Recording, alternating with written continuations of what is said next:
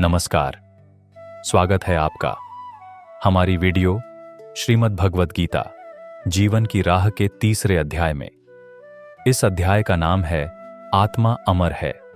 आज हम जानेंगे कि भगवान श्री कृष्ण ने अर्जुन को आत्मा के बारे में क्या उपदेश दिया और कैसे यह ज्ञान जीवन के डर और चिंता से मुक्ति दिलाने में मदद करता है।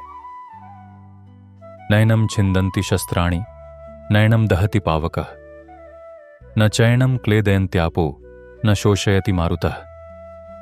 यह गीता का तीसरा श्लोक है जिसमें भगवान श्री कृष्ण अर्जुन को बताते हैं कि आत्मा न तो शस्त्रों से कटती है, न आग से जलती है, न पानी से भीगती है और न हवा से सुखाई जाती है।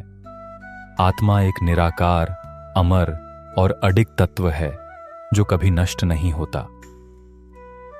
अर्जुन युद्ध भूमि में खड़ा था और उसके मन में सवाल उठ रहे थे कि उसे इस युद्ध में भाग क्यों लेना चाहिए, क्योंकि यहां अपनों के खिलाफ लड़ा जा रहा था। उसे मौत का डर सताने लगा था।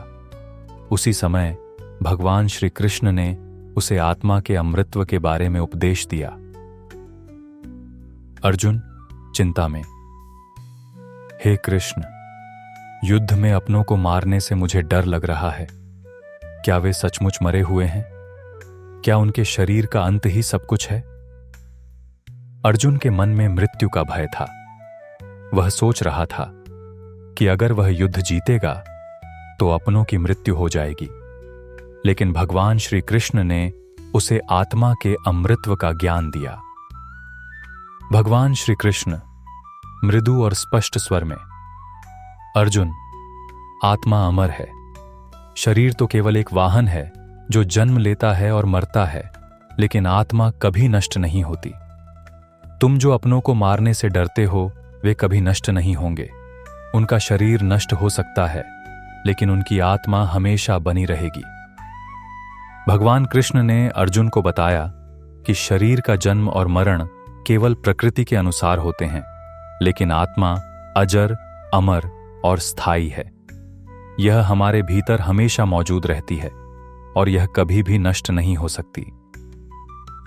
अर्जुन ध्यान से सुनते हुए, हे कृष्ण, अगर आत्मा अमर है तो क्या हमें मृत्यु का डर नहीं होना चाहिए? भगवान श्री कृष्ण प्रेरणादायक स्वर में, बिल्कुल अर्जुन, जब तक तुम शरीर को ही सत्य मानते रहोगे तब तक तुम्हें मृत्यु का डर लगेगा। लेकिन जब तुम आत्मा के सत्य को समझोगे तो तुम्हें किसी भी संघर्ष से डर नहीं होगा। मृत्यु केवल एक परिवर्तन है और आत्मा उस परिवर्तन से परे है। भगवान श्री कृष्ण ने अर्जुन को समझाया कि आत्मा न तो मरती है न ही जन्म लेती है, यह निरंतर रहती है।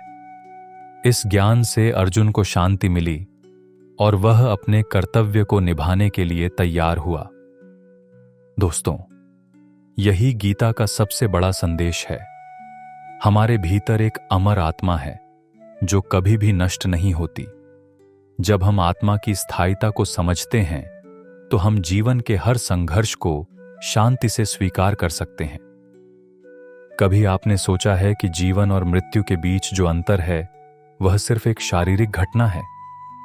क्या आत्मा सच में अमर है, जैसे श्री कृष्ण ने गीता में अर्जुन से कहा था? आज हम आपको एक ऐसी कहानी सुनाएंगे जो इस श्लोक को जीवन के एक सत्य के रूप में स्थापित करती है। यह कहानी एक छोटे से गांव के एक साधारण व्यक्ति की है जिसका नाम था रामू। रामू एक किसान था और उसका जीवन बहुत ही साधारण था। वह अपने परिवार के साथ खुश था, लेकिन जीवन के कुछ कठिन दौर से गुजरने के बाद उसे मृत्यु का डर सताने लगा था। रामू का एक भाई था जो शहर में काम करता था। एक दिन उसे पता चला कि उसके भाई का अचानक निधन हो गया। यह खबर सुनकर रामू बहुत घबराया। उसे यह महसूस हुआ कि अगर एक व्यक्ति इस तरह से अचानक मर सकता है तो उसकी अपनी सुरक्षा क्या है? क्या वह भी कभी मर सकता है? रामू चिंतित स्वर में, क्या मृत्यु केवल एक अनजानी शक्ति है? क्या मेरे साथ भी ऐसा हो सकता है? क्या जीवन का कोई उद्देश्य नहीं है? रामू के मन में अब मृत्यु का डर बैठ गया था। वह बहुत चिंतित रहने लगा। उसे समझ नहीं आ रहा था कि यह जीवन और मृत्यु क्या है। एक दिन गांव के मंदिर में उसने एक साधु बाबा को देखा जो शांति और संतुलन में रहते थे। रामू ने सोचा कि शायद बाबा से उसे कुछ मार्गदर्शन मिल सके। रामू ने बाबा से अपनी चिंता साझा की। उसने कहा, बाबा, मैं समझ नहीं पा रहा हूं कि मृत्यु का कारण क्या है। अगर कोई भी इस तरह से मर सकता है तो मुझे भी डर लगने लगा है। बाबा ने रामू को गीता का एक श्लोक याद दिलाया। उन्होंने कहा, रामू, जैसे भगवान श्री कृष्ण ने गीता में अर्जुन से कहा था कि आत्मा कभी नहीं मरती, वही सत्य है। आत्मा अमर है और मृत्यु केवल शरीर का अंत है, आत्मा का नहीं। बाबा शांत स्वर में, तुम्हारा शरीर एक वास है जिसमें आत्मा निवास करती है। जब शरीर समाप्त होता है तो आत्मा मुक्त हो जाती है और एक नए रूप में आती है। यह कोई अंत नहीं है, बल्कि एक परिवर्तन है। रामू को अब गीता के श्लोक का अर्थ समझ में आ रहा था। उसने महसूस किया कि मृत्यु के बाद जो चीज बचती है वह सिर्फ और सिर्फ आत्मा है। जब शरीर का अंत होता है, आत्मा एक नई यात्रा पर निकलती है। जैसे गीता में कहा गया है, आत्मा न शस्त्रों से मारी जाती है, न आग से जलती है, न पानी से भीगती है और न हवा से सुखाई जाती है। आत्मा अमर है। रामू ने अब जीवन को एक नए दृष्टिकोण से देखना शुरू किया। उसने अपने काम में ईमानदारी और निष्ठा से लगन लगाई, बिना यह सोचें कि उसे क्या मिलेगा। वह अब मौत से नहीं डरता था, क्योंकि उसे पता चल चुका था कि आत्मा अमर है और मृत्यु केवल एक बदलाव है। रामू की कहानी हमें यह सिखाती है कि जब तक हम शरीर को ही सब कुछ मानते हैं, तब तक हमें मृत्यु का डर लगता है। लेकिन जब हम आत्मा के अमृतत्व को समझते हैं, तो यह डर दूर हो जाता है।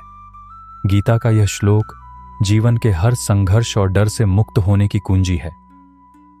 दोस्तों, आत्मा अमर है और जब हम इसे समझते हैं तो हमें जीवन के हर पल का आनंद लेने का साहस मिलता है। मृत्यु का डर हमें तब होता है जब हम केवल शरीर को पहचानते हैं, लेकिन जैसे रामू ने महसूस किया, जब हम आत्मा को पहचानते हैं तो हम हर चुनौती का सामना शांति से कर सकते हैं। आज हमने जाना कि आत्मा अमर है।